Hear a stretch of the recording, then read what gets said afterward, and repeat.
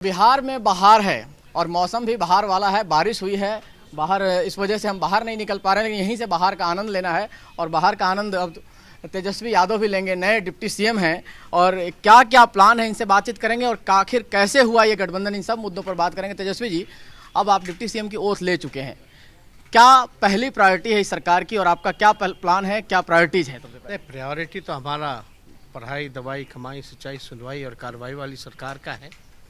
और जो बेरोजगारी, महंगाई की जो मार है, ये सारे इश्यू तो रहेंगे। और जो पहले से जो आदरणीय मुख्यमंत्री जी द्वारा जो स्कीम्स चलाए जा रहे हैं, उसको और तेजी और रफ्तार का है, जन कल्याण का है, लोगों के साथ न्याय हो, निष्पक्ष सरकार रहे, सबों की सुने, सबों के कड़े, ऐसी सरकार हम देने की कोशिश करेंगे लोगों को।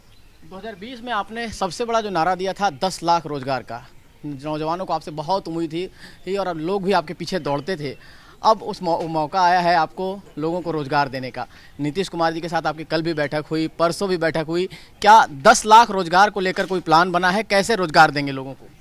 देखिए, 2020 में हमारा मुद्दा रहा और अभी तक भी हमारा मुद्दा है, क्योंकि बेरोजगारी सही मायने में सबसे बड़ी समस्या बिहार की ही नहीं बल्कि पूरे देश की है। केंद्र सरकार तो नौकरियां खा गई, सब कुछ ख़त्म कर दिया, कारखाने बंद हो गए, कुछ नहीं मिल रहा लोगों को।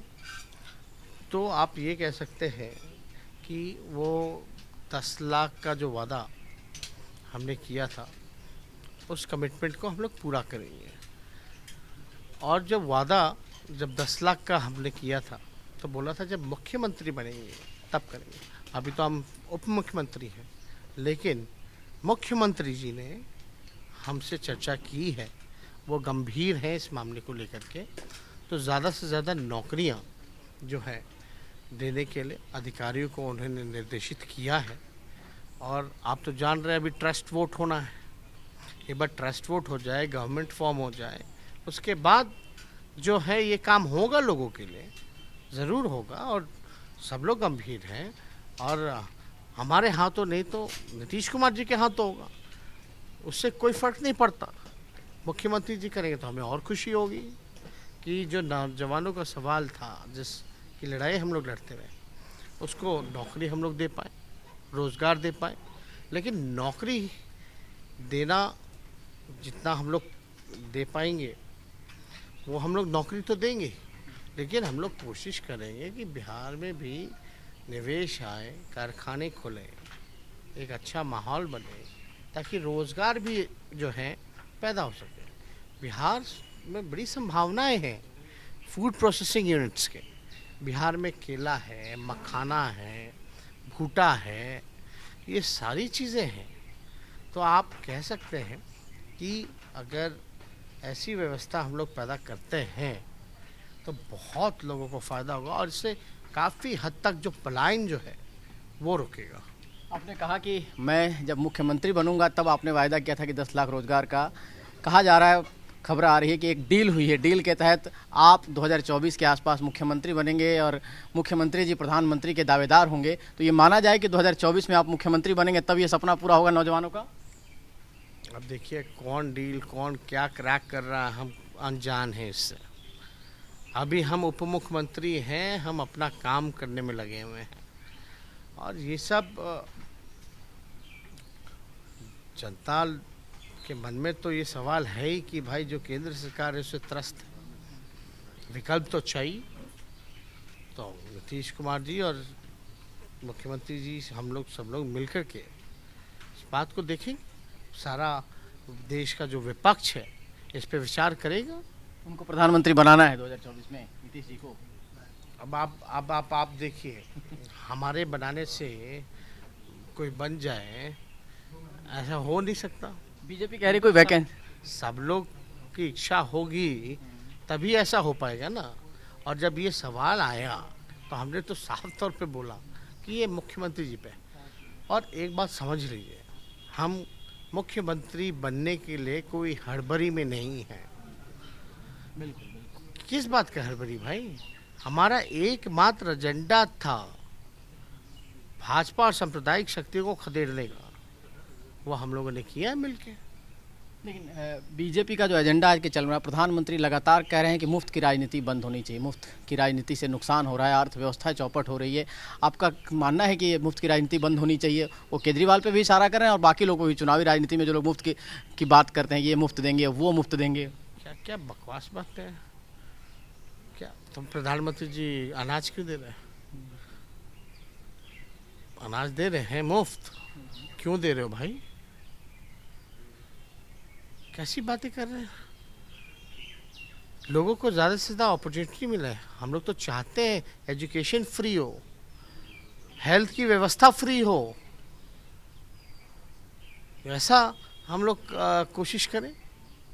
आप जो हैं अपने साथियों को, अपने जो पूंजीपति मित्र हैं, आप उनको मुफ्त में सब कुछ दे रहे हो और देश की जनता को नहीं दोगे?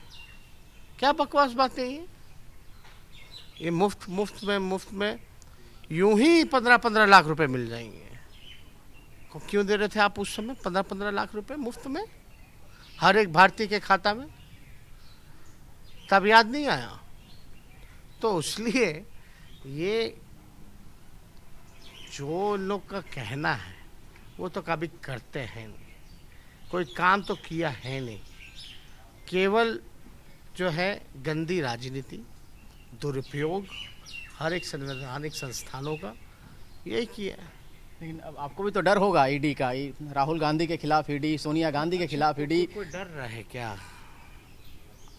अब तो लोग ईडी का, सीबीआई का हालत तो आप कह सकते हैं थाने से भी बुरा हो गया है। पुलिस थाना जो होता है उससे भी बुरा हो गया है ईडी का हाल, सीबीआई का हाल। ये लोग कोई काम कर रहा है, अपना काम नहीं कर रहा, जो दायित्व है उसको नहीं निभा रहे।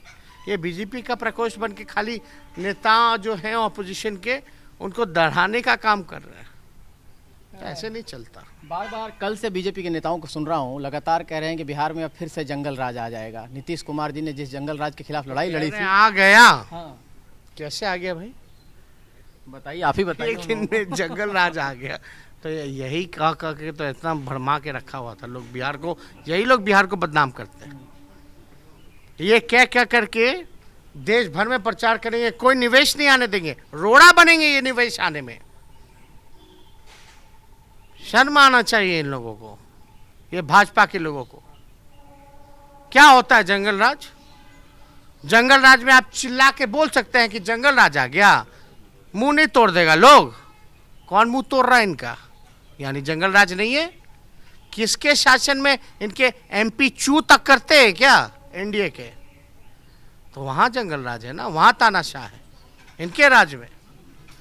ये बकवास की बातें। अब कथा कथित कहानियों से राजनीति बीजेपी की नहीं चमकने वाली है।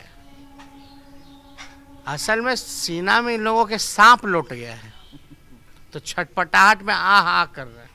लेकिन वो तो कह रहे हैं कि नीतीश कुमार ने धोखा दिया उनके साथ। मैंडेट 2020 में प्रधानमंत्री मोदी के नाम मिला था और नीतीश कुमार आपके साथ चले गए।